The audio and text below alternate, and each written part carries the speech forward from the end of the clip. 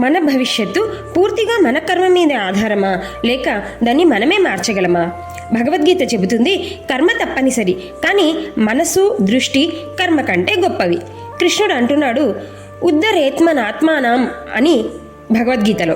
కేవలం పాస్ట్ కర్మ వల్ల కాదు, నీ ప్రస్తుత నిర్ణయాలు, నీ సంకల్పం, నీ ధైర్యం, ఇవే నీ భవిష్యత్తు రూపాన్ని మలుస్తాయి.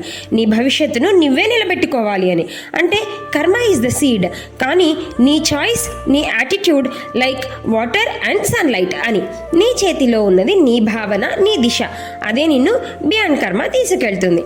ఇక నుంచి నీ పాస్ట్ కర్మ గురించి భయపడకు, నీ చాయిస్తో నీ భవిష్యత్తును షేప్ చేసుకో అంటున్నాడు కృష్ణుడు. మరి మీకు నిజమనిపిస్తే వెంటనే లైక్ చేయండి, షేర్ చేయండి, ఈ సందేశం అవసరం ఉన్న వారికి కామెంట్ చేయండి. కర్మ ఈజ్ ద సీడ్ అని వెంటనే సబ్స్క్రైబ్ చేయండి గీతా చైతన్యం. Thank you. శ్రీకృష్ణార్పణమస్తు.